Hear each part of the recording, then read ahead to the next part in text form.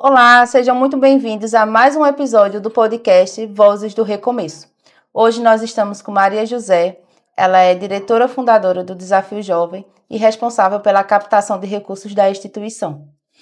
Maria José, quando foi que você percebeu que estava vivendo os propósitos de Deus, que aquilo que você estava vivenciando era algo designado por Deus? Lá, mais ou menos, nos anos 90, não é? Entre o finalzinho dos anos 80 e o início dos anos 90, quando Lais trouxe Mateus para a casa de recuperação, que ele mesmo fundou, e me chamou para alfabetizá-lo.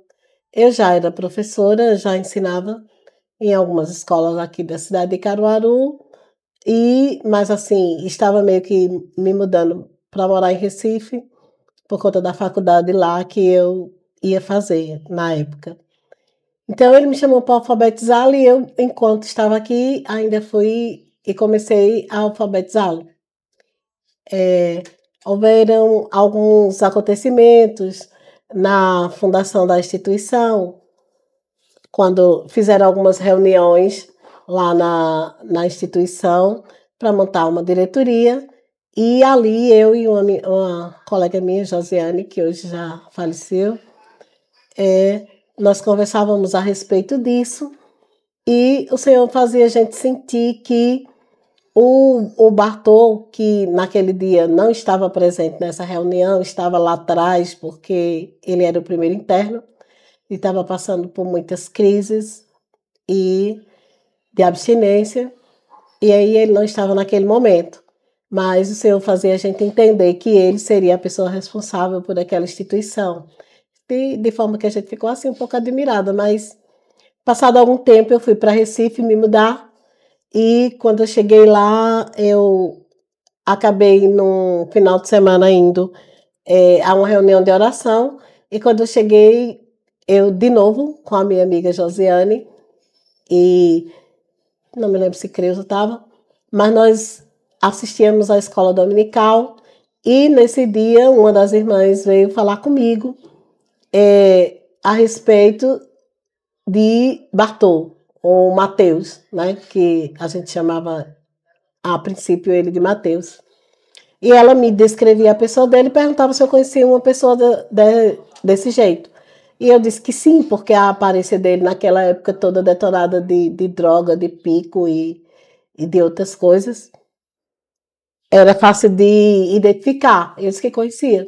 E aí ela tinha dito que aquele homem ali, ela só confirmava, né, o que a gente já tinha ouvido lá, aquele homem seria a pessoa que ia cuidar da casa de recuperação e dos dependentes químicos que estava sendo iniciado aqui em Caruaru.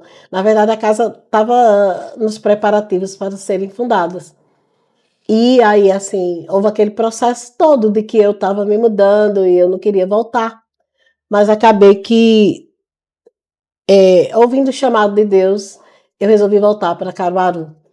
E fiquei lá, eu terminei de alfabetizá-lo e, resumindo, um ano depois, a gente casou e acabamos indo morar na casa de recuperação,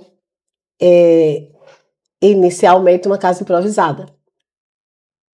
Sim, muito bom. Então, quer dizer que a senhora era professora e aí foi chamada, né, inicialmente para fazer esse trabalho. Foi, de alfabetizá-lo. E como foi que passou de professora para trabalhar com a captação de recursos, assim, voltado para a instituição? Como foi que você percebeu que era necessário organizar, pensar sobre isso de uma forma mais estratégica e intencional para fazer o desafio se tornar a instituição como ela é hoje?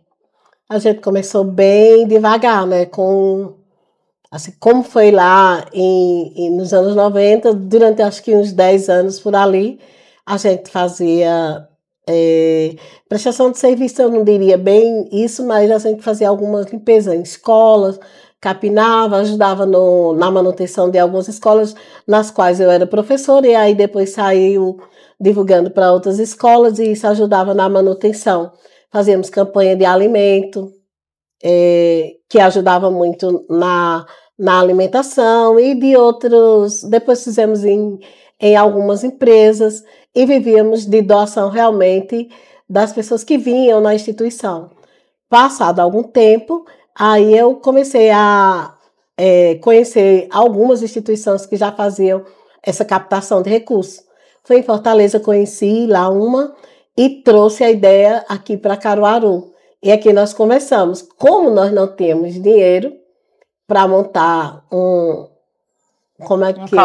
call center para começar, nós tínhamos um pé de manga na frente do desafio e nós compramos 2 telefones e começamos ali mesmo.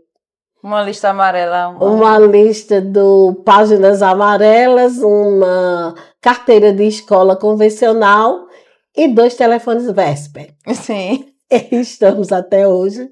Claro que hoje nós já temos um call center, né? Mas, assim, se nós fôssemos começar, nós temos a ideia, vamos buscar.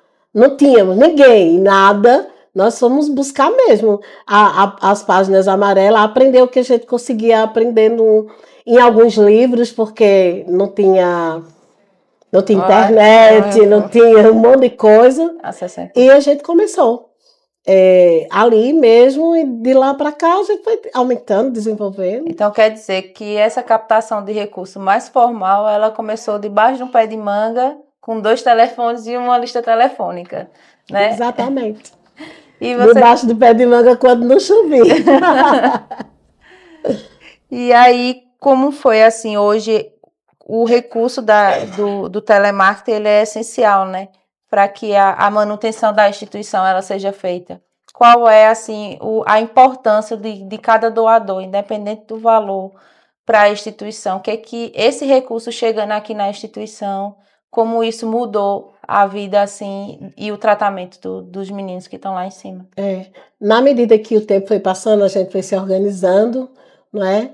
E a gente foi fazendo aos poucos uma carteira de doadores. Previsibilidade. Vale lembrar que nós começamos no ano de 2005 e nós temos ainda bastante gente que é desde lá, incansavelmente, nosso parceiro, nosso contribuinte, nosso doador, e que, assim, esses recursos, eles são fundamentais para ajudar a gente a manter os nossos profissionais, né?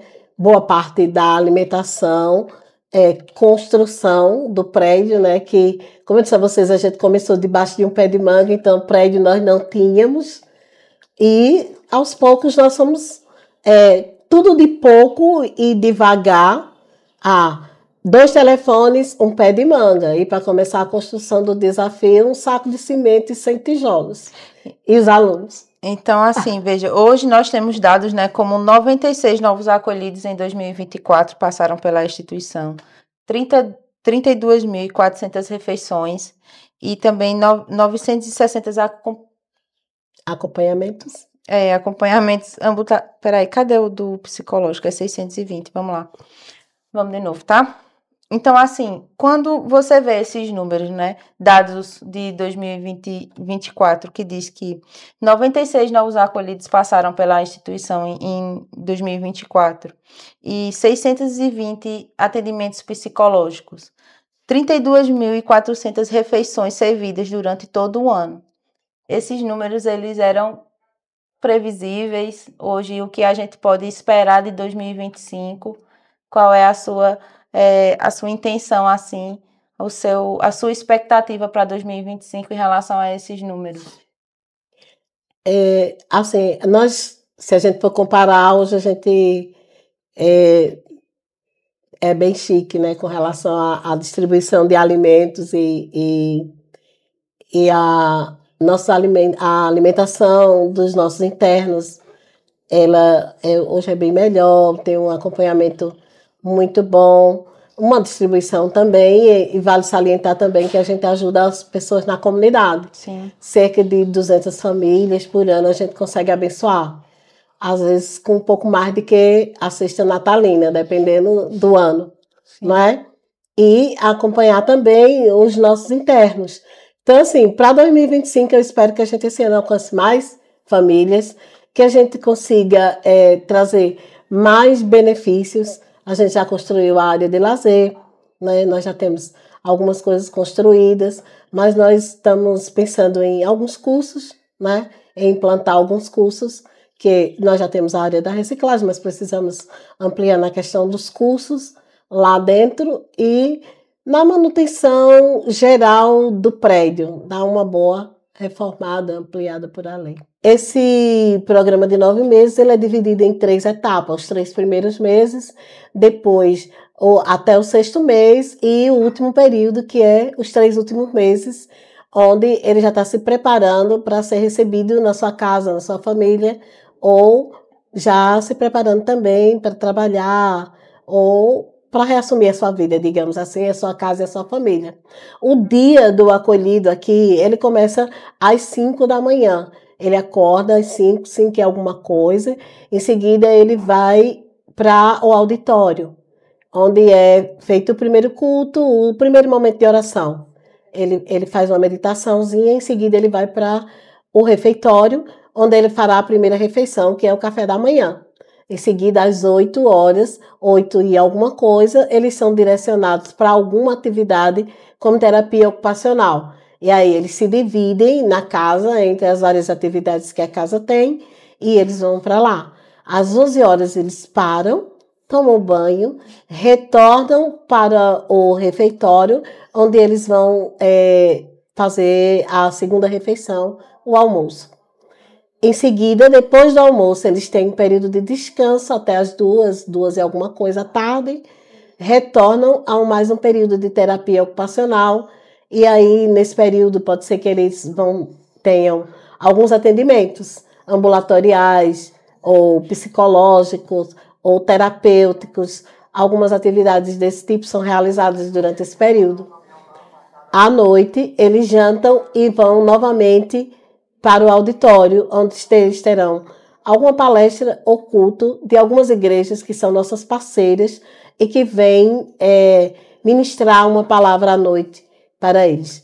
9 alguma coisa, eles se recolhem, fazem mais um lanchezinho e dormir. Interessante, de fato, nós entendemos, né, que existe um custo elevado aí para a instituição, servir 3 refeições por dia por interno, são cerca de 90 refeições, todos os dias servidos aqui. E eu acredito que isso tem um custo elevado para a instituição.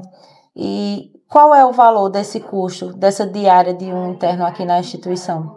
Camila, apesar de a gente receber algumas doações em alimentos de alguns parceiros aqui na cidade, ainda assim fica em torno de R$50 o custo por refeição aqui na instituição. Por diária, né? Porque não é só por dia. Não é só o alimento, né? Tem todos os profissionais que trabalham na instituição, que são remunerados, psicólogos, cozinheiro, então, terapeutas, o próprio coordenador, quer dizer, toda a equipe que trabalha lá, todos eles. A qualidade, né? Eles são remunerados. Tratamento humanizado. Exatamente. Então, esse ano foram de 2025, de 2024, foram 96 novos acolhimentos na instituição, 32.400 refeições servidas durante o ano de 2024, 620 atendimentos psicológicos. Então, assim, você pode ajudar, você pode ser um doador da nossa instituição, fazendo esse e outros trabalhos também acontecerem aqui, sendo um dos nossos contribuintes, certo? E, Maria José, como é que a pessoa pode se tornar um doador do Instituto Desafio Jovem? Você pode se tornar um doador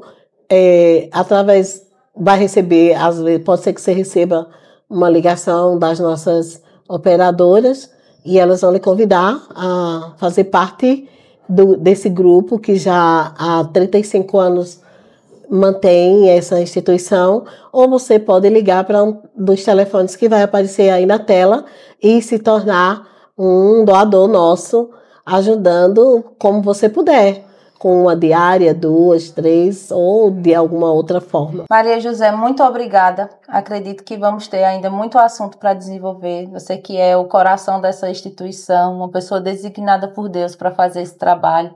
realmente escolhida pelo Senhor para que esse projeto possa ir à frente. Uma referência, né, de mãe para tantos acolhidos que aqui passaram na instituição. Mais uma vez, obrigada por você, por ter visto esse episódio, conhecido um pouco mais da nossa instituição e se torne um doador. Venha conhecer a instituição, venha conhecer as histórias que estão aqui de perto e comprovar com os seus olhos aquilo que o Senhor tem feito por nós todos os dias. Estamos chegando ao fim de mais um episódio. Obrigada a você que ficou até aqui. Obrigada, Maria José. E lembre-se, recuperar é possível.